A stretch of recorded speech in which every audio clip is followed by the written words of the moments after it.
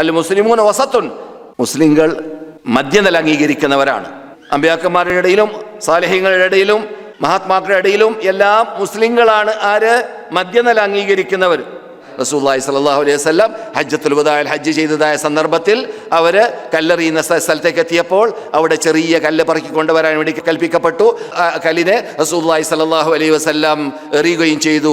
ഇതുപോലത്തതാണ് നിങ്ങൾ എറിയേണ്ടത്, ഇതിനേക്കാളും കൂടുതലായി പോകരുത്, വലിയതായി പോകരുത്, ചെറിയതെറിഞ്ഞാൽ മതി. കാരണം ഈ വരുന്ന കൂട്ടത്തിൽ അന്ന് 1 ലക്ഷമാണെങ്കിലും പിന്നെ 10 ലക്ഷവും 30 ലക്ഷവുമായി മാറുമെന്ന് റസൂലുള്ളാഹി സ്വല്ലല്ലാഹു അലൈഹി വസല്ലം ദീർഘദൃഷ്ടി കൊണ്ട് അറിയാമായിരിക്കും, അല്ലെങ്കിൽ വഹിയിലൂടെ അറിയാമായിരിക്കും. അതുകൊണ്ട് റസൂലുള്ളാഹി സ്വല്ലല്ലാഹു അലൈഹി വസല്ലം പറയുകയാണ്, നിങ്ങൾ കൂടുതൽ വലുതെറിഞ്ഞാൽ നമുക്ക് കാണുന്നതാണ്, കണ്ടറിയുന്നതാണ്. ഞാൻ എൻ്റെ ഓർമ്മയിലുണ്ട്, നിങ്ങൾ ഈ കല്ലെറിയുന്ന സ്ഥലമുണ്ടല്ലോ, ആ സ്ഥലത്ത് ഒരു 50 കൊല്ലം മുമ്പ് അതിൻ്റെ പരിസരത്തിൽ മുഴുവൻ കെട്ടിടങ്ങളാണ്. കെട്ടിടത്തിൻ്റെ ഇടയിൽ തിങ്ങിത്തിരക്കി പോയിട്ട് ഞങ്ങൾ കല്ലെറിഞ്ഞതായിരുന്നു. ആ കല്ലെറിയാൻ പോയ സന്ദർഭത്തിൽ വളരെ ചെറിയ സാധനമാണ് കല്ല് എറിയേണ്ടതായ സ്ഥലം. ആ സ്ഥലത്തേക്ക് എത്തിയപ്പോൾ ഞങ്ങളുടെ തലയിലേക്ക് കല്ല് വന്ന് വീഴുകയാണ്. അങ്ങനെ ചോരോലിക്കുകയാണ്. മടങ്ങി പോകുമ്പോൾ ചോരോലിച്ചിട്ട് പോകേണ്ടതായ ഗതികേട് ഉണ്ടാകുന്നു. എന്തുകൊണ്ട്?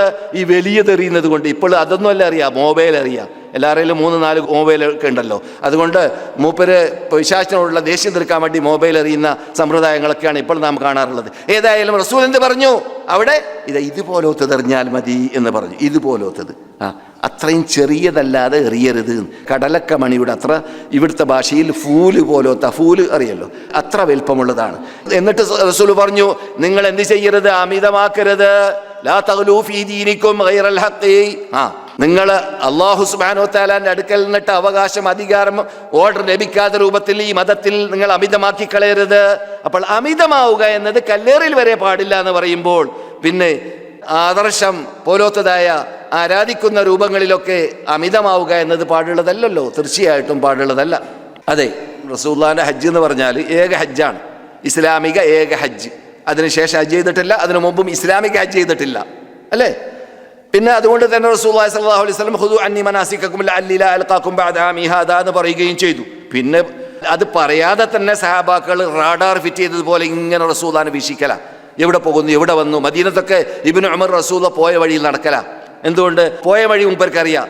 റസൂൽ ഈ റൂട്ടിൽ കൂടി പോയപ്പോൾ ഈ സൈഡിൽ കൂടിയാണ് നടന്നതെന്ന് മൂപ്പർ പറയാറുണ്ട്. അത് ആവശ്യമുള്ളത് കൊണ്ടല്ല, അങ്ങനെ നിർബന്ധം പുലർത്തേണ്ട ആവശ്യമില്ല. അത്രയും അവർക്ക് നിർബന്ധമുണ്ടായിരുന്നു എന്നർത്ഥം. ഒരവസ്ഥത്തെ റസൂലുള്ളാഹി വിട്ട് റസൂലുള്ളാഹിനെ പള്ളിയിൽ നിന്നിട്ട് പുറത്തു വരുന്ന സന്ദർഭത്തിൽ അവിടെ സ്ത്രീകൾ തിക്കും തിരക്കും കൂടി മദീനത്തെ പള്ളിയിൽ നിന്നിട്ട് പുറത്തിറങ്ങുന്ന കാഴ്ച കണ്ടപ്പോൾ റസൂലുള്ളാഹി സ്വല്ലല്ലാഹു അലൈഹി വസല്ലം സ്ത്രീകൾക്ക് ആ ഭാഗത്തുള്ള ആ വാതിൽ സ്ത്രീകൾക്ക് യാത്രക്കേടില്ലായിരുന്നു എന്ന് പറഞ്ഞു. അതങ്ങനെ തന്നെ ഓർമ്മ വെച്ചു ഇബ്നു ഉമർ. എന്നിട്ടോ അവിടെ സ്ത്രീകൾക്ക് വാതിലുണ്ടായി. ഇപ്പോഴും അവിടെ സ്ത്രീകളുടെ വാതിൽ എന്ന പേരിൽ വാതിൽ അറിയപ്പെടുന്നു. ഇവിടെ റസൂലുള്ളാഹി പറഞ്ഞതായ ആ ഭാഗത്ത്, ബാബു ജിബ്രീലിന്റെ ഭാഗത്ത്, ഓർക്കുന്നുണ്ടോ? ബാബു ജിബ്രീലിന്റെ ഭാഗത്ത് ബാബു നിസ്സ എന്നിട്ട് വാതിലുണ്ടല്ലോ, അവിടെ സ്ത്രീകളൊന്നും കിടക്കാറില്ല. പക്ഷെ ആ വാതിലിന്റെ പേരങ്ങനെയാണ്, മനസ്സിലായില്ലേ? അപ്പോൾ എന്തുകൊണ്ട് അത്രയും കൃത്യനിഷ്ഠത, അല്ലെങ്കിൽ കൃത്യമായിട്ട് അങ്ങനെ കാട്ടണം, ചെയ്യണം എന്ന നിർബന്ധം അവർക്കുണ്ടായിരുന്നു സഹാബാക്കൾക്ക്.